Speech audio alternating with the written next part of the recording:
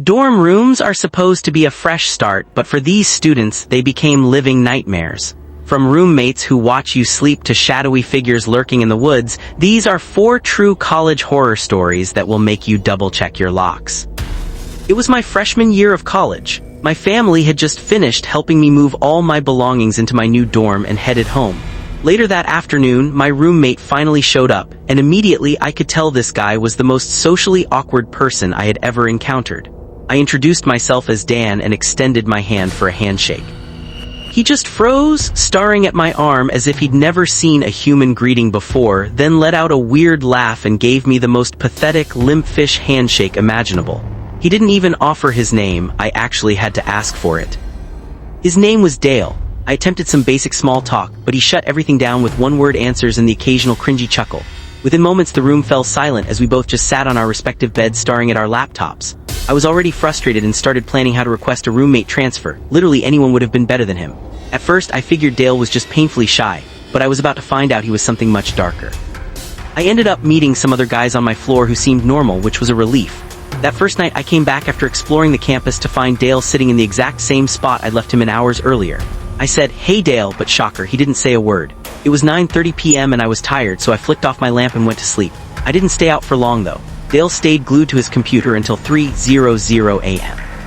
When he finally shut it, I drifted off, but I was wide awake again less than an hour later. The blinds had been pulled open and the moonlight was flooding into the room, making it easy to see Dale sitting on the edge of his bed, just staring at me. I sat bolt upright, rubbing my eyes in disbelief, and snapped, "Dale, what the hell are you doing?" He just whispered, "Sorry," and laid back down. The next morning, Dale was already gone when I woke up. It felt like the first time he'd actually left the room. It was Saturday, the first official weekend of the semester, filled with orientation events and festivities. During the tour, as my group passed the campus gardens, I heard some students ahead of me whispering, "What is that guy doing?" I looked over and saw Dale. He was literally sitting in the dirt behind some bushes, stroking the bark of a tree with his bare hand. Our orientation leader didn't notice, otherwise she definitely would have stepped in. I just kept walking and didn't say a word. Eventually, I told those 2 students I'd overheard that he was my roommate just to break the ice and maybe make some friends. They felt sorry for me. None of us knew if laughing was the right reaction, but we did anyway. I became friends with them and we made plans for that evening. To make things even better, I found out when I got back to the dorm that the university had assigned me a new room. Everything was looking up.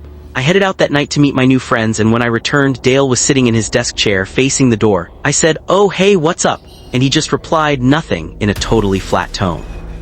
I sat on my bed and opened my laptop, only to realize I'd forgot to lock it. I immediately noticed that all my emails had been opened, messages I was certain I hadn't read yet, and several of my private folders were pulled up. Dale had been snooping. When I confronted him, he shouted no, barely half a second after the question left my mouth. I could see right through him. This creep was literally digging through my computer while I was out. I knew he was guilty, but I didn't want a confrontation. As I got ready for bed and reached for my pajamas, I noticed all my clothes had been rummaged through and moved around as well. I knew I'd be gone for good by tomorrow, so I stayed quiet. But in the middle of the night, the sound of a zipper woke me up. I sat up and saw Dale on the floor going through my bag. I turned on the lamp and finally confronted him. He tried to play it off, saying, "I think you took my toothbrush by mistake." It was the closest he'd come to being clever, but I knew he was lying.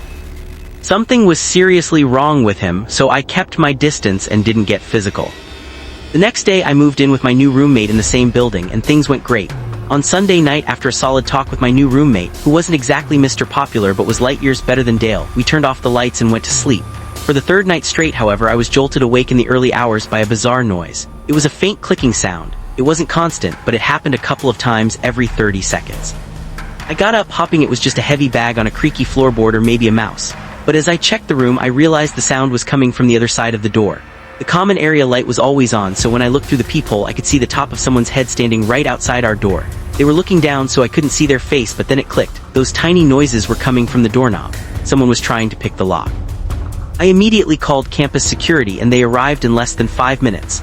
Only then did I feel safe enough to open the door. I walked out to find the officers had Dale in handcuffs. I knew it was him. I told the police everything, how he was my ex-roommate who wouldn't stop going through my things, so I moved, only for him to track me down and try to break in.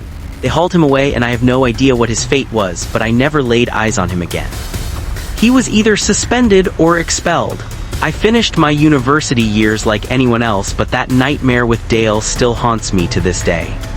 I spent 2 years at Binghamton University.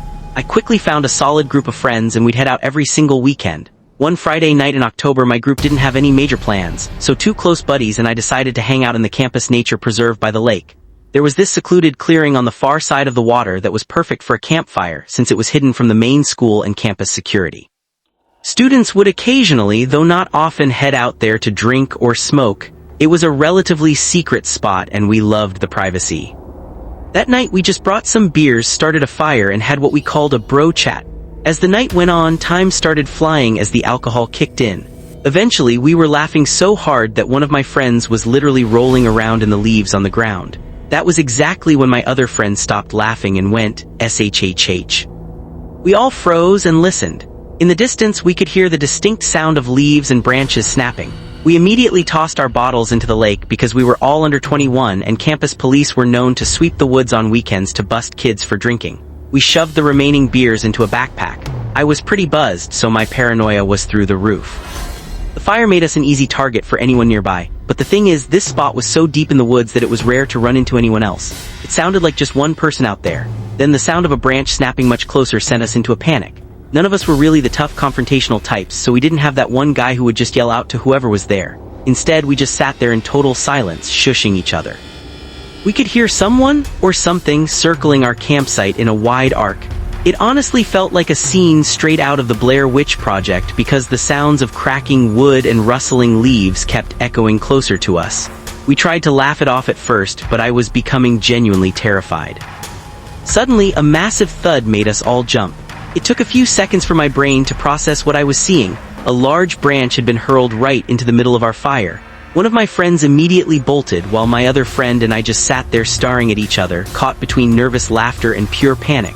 We weren't sure if it was a prank or not. Then my friend screamed in agony as another tree branch struck him right in the face. I grabbed the backpack, hauled my friend up, and we sprinted toward the dorms. When we finally hit the road that separated the preserve from the campus, we stopped to breathe, but whoever was out there was still on our tail. We heard footsteps closing in on the road, so we kept running until we reached our floor. We found our other friend already in his room. We looked out the window down toward the tree line. There was a figure packing back and forth at the edge of the woods. Every time a car drove by, they would retreat back into the shadows. Eventually, they vanished back into the trees for good. We finished our drinks in the room and were laughing about it 10 minutes later. It wasn't until the next morning that the gravity of the situation really hit us. Needless to say, we never went back into those woods after dark again. This happened during the first week of my freshman year at the University of Iowa. I was just starting to get to know my roommate who was dead set on joining a fraternity. Rush week wasn't officially starting until the following week, but the parties were already kicking off that Thursday. My roommate didn't want to go alone because it's harder to network that way, so he begged me to come along. I agreed, even though I had zero interest in Greek life. I just wanted to party and I was at a major party school. His plan was to hit one frat on Thursday and then different ones on Friday and Saturday. That Thursday night, we headed to what had to be one of the lowest ranked, probably underground frats on campus. His logic was that he needed a backup in case the top-tier houses didn't bid him. The house was located far from campus in a pretty run-down part of downtown. When we pulled up to the corner lot, we would have never guessed it was a frat house if it weren't for the blaring music and cars everywhere. It looked like they just grabbed the first cheap house they found. We knocked and were immediately greeted by a short, chubby guy in a sweaty white t-shirt holding a solo cup. He told us to come in. The party was in a dimly lit room packed with about 50 guys. It was sweltering in there. To make it worse, I think I saw maybe 2 girls the entire time, and neither was particularly approachable. I stuck it out for 20 minutes, making awkward small talk with one guy after another who all gave off weird, antisocial vibes. Eventually, I signaled to my roommate that it was time to go, but a huge crowd of guys blocked the door, so we decided to wait a bit to avoid an awkward exit. I kept drinking the cheap beer they were serving. I think I knocked back 5 cups before I even felt a buzz. Then a heavy-set guy walked up with a tiny bottle, smirking as he said, "This will get you trashed." I gave a fake laugh and took it, hoping he'd leave, but he just stood there watching me, waiting for me to drink it, so I did. It was about 2 shots of some mystery hard liquor. The guy started rambling at me, and every time I tried to walk away, he'd pull me back into his one-sided conversation. Suddenly, everything went blurry. I remember feeling a wave of dizziness and the room started fading to black. That's the last thing I remember before waking up in a dark room on a bed. I could hear the music muffled through the walls, so I knew I was still in the house. It was pitch black, but I could make out some furniture and a small closet door. Even over the music, I heard the sound of a plastic bag crunching inside the closet like someone had accidentally stepped on it. I bolted out of that room, down the stairs, and through the crowd in the living room. I grabbed my roommate and shoved him out the door past a group of guys. On the drive back, I told him I'd been drugged. He wanted to call the police, but I figured it was pointless. He then awkwardly asked if I'd been assaulted. I didn't feel any pain and my clothes were untouched, so I assumed I was okay. I checked the time and realized I'd only been out for about 10 minutes. Whatever he gave me must have been weak.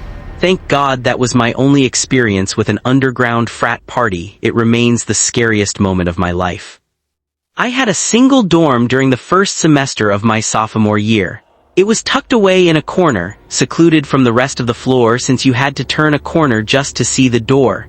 It was great because I could still hang out with friends but had total privacy for studying or sleeping. A few weeks in, I was cramming for a biology exam when a sound broke the silence. It took me a second to realize it was a faint tapping on my door. It was so quiet I almost missed it. I yelled, "Come in," but nothing happened. I got up to check, but no one was there. I looked around the corner and down the hall, but it was empty. Someone was clearly pranking me. I went back to studying but left the door open this time. No one returned. The next night, right after I turned off my lamp to sleep, the tapping came back. This time it was much louder, more like a knock. I yelled, "Who is it?" And the knocking stopped instantly. I jumped out of bed and opened the door, but my little corridor was empty again. I sprinted the 10 feet to the corner to look down the main hall. Still nothing. The next morning, I asked the other kids on my floor if they were messing with me, but everyone denied it. That night, I woke up after being asleep for 3 hours to the sound of someone knocking again, louder than ever. I hesitated, then finally summoned the courage to pull the door open. No one was there as expected, but this time I went on a full-blown sprint down the corridor. As I rounded the corner, I saw someone disappearing behind the far corner at the end of the hall. I ran as fast as I could, and as I turned into the next hallway, I saw a door swinging shut. It wasn't a dorm room, it was the bathroom. I was ready to confront this joker, so I shoved the door open with force. The lights were off, so I flicked them on, expecting to catch someone, but the room looked empty. My first thought was to check the 2 stalls. I got down on my hands and knees and looked under the doors. I saw 2 heavy black boots sitting in one of the stalls. I took a deep breath and kicked the stall door open. I was baffled. The boots were just sitting there on the floor, but there was no one in them. Then I heard a creepy giggling sound. It wasn't a kid or a woman, it sounded like a deranged old man. My courage vanished instantly and I was terrified. I ran back to my room, locked the door, and stayed in bed texting friends, but everyone was asleep. The knocking happened one more time that night, but I ignored it. It went on for about 30 seconds before they finally gave up. I talked to everyone on my floor the next day, but no one else had heard anything, and everyone seemed sincere in their denials. I have no idea why they chose me or who they were, but judging by those boots and that laugh, it was an older man, and that still haunts me.